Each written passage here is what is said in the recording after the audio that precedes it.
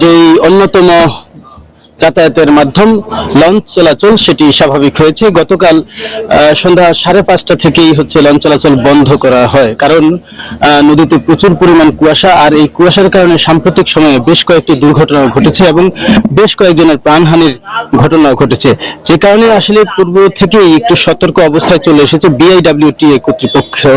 এবং তারা ইতিমধ্যে যেহেতু অনেকগুলো লঞ্চ, বিশেষ করে চাঁদপুরে যেসব লঞ্চগুলো আছে সেসব লঞ্চ বা চাঁদপুর থেকে ঢাকা, ঢাকা নারায়ণগঞ্জ, চাঁদপুর নারায়ণগঞ্জ, চাঁদপুর থেকে ভোলা এবং দক্ষিণাঞ্চলের যেসব লঞ্চ, এসব লঞ্চের অনেক লঞ্চেই স্বভাবতই যেসব জরুরি ইকুইপমেন্ট, ফগ লাইট, ইকো চাউন্ডার অথবা জিপিএস, এই ধরনের ইনস্ট্রুমেন্টগুলো না থাকার কারণেই আসলে এইসব দুর্ঘটনাগুলো ঘটে থাকে। যদিও এই লঞ্চ মালিক পক্ষ বলে যে তাদের সবকিছুই আছে, বা মালিক প্রতিনিধিরা দাবিও করেন যে সবই আছে, কিন্তু এরপরেও দেখা গেছে প্রতি বছরই আমরা এই সময়টাতে, অর্থাৎ এই শীতকালীন সময়ে বা এই ঘন কুয়াশার সময়ে এসে দুর্ঘটনা ঘটতেই থাকে। এই কারণেই আসলে বিআইডব্লিউটিএ সর্বোচ্চ সতর্কতা অবস্থায় আছে, কারণ নিয়মিত এভাবে দুর্ঘটনা কোনোভাবেই গ্রহণযোগ্য নয়, এমনটি বলছিল বিআইডব্লিউটিএ এর কর্মকর্তারা। এবং আমি চাঁদপুর জেলার যে বিআইডব্লিউটিএ এর উপপরিচালক কামরুজ্জামান, তার সাথে কথা বলেছি। তারা বলছেন যে শুধু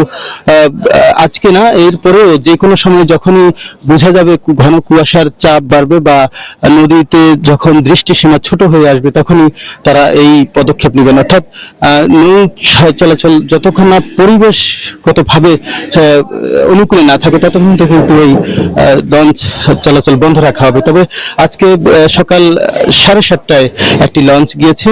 আমি আরেকটি তথ্য জানিয়ে রাখি, সেটা হচ্ছে যে গতকাল 5:30 থেকে আজকে ঠিক 7:30 পর্যন্ত এই 14 ঘন্টা লঞ্চ চলাচল বন্ধ থাকার কারণে চাঁদপুর থেকে ঢাকার 8টি লঞ্চ ছেড়ে যায়নি, এবং চাঁদপুর থেকে বরিশালগামী, অর্থাৎ দক্ষিণাঞ্চলে ভোলা, বরিশাল এবং ঝালকাঠি ওই অঞ্চলের 7টি লঞ্চ, সর্বমোট 15টি লঞ্চ চাঁদপুর থেকে ছেড়ে যায়নি। অর্থাৎ এখনো চাঁদপুর ঘাটে 7 থেকে 8টি বিশাল বড় বড় লঞ্চ অপেক্ষমান আছে, তারা এই লঞ্চগুলো ছেড়ে যাবে। তবে একটা বিষয় হচ্ছে যে গতকাল যখন সন্ধ্যার পরেই এই বিষয়টি অবগত করা হলো বা গণমাধ্যমে চলে আসলো, তখনই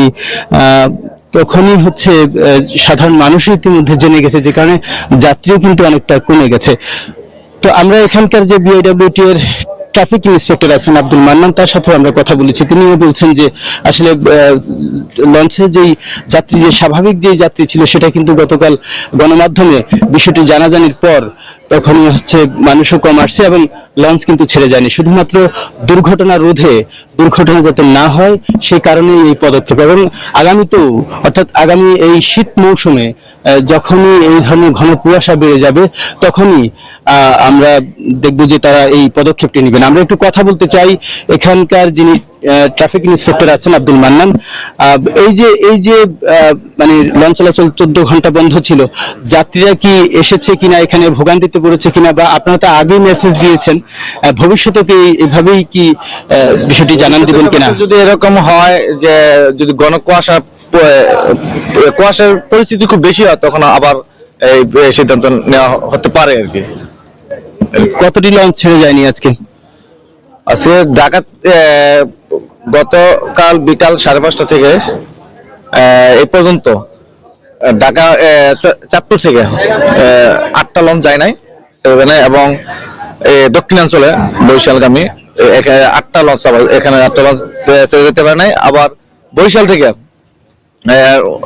আপে 3টা লঞ্চ আসছিল, তবে এগুলো আমরা এই করে রাখছি, তারপর সকালে গেছে আর কি।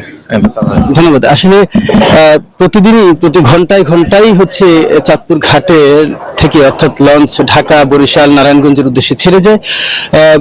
স্বভাবতই 14 ঘন্টা বন্ধ থাকা মানেই যে অনেকগুলো লঞ্চে কিন্তু তাদের শিডিউল বিবর্তিত হয়ে পড়েছে, এবং স্বভাবতই এটা জনস্বার্থে, মানুষের স্বার্থে বিআইডব্লিউটিএ কর্তৃপক্ষ এই উদ্যোগটি নিয়েছে। এ ছিল আমার কাছে চাঁদপুর লঞ্চ ঘাট থেকে সর্বশেষ।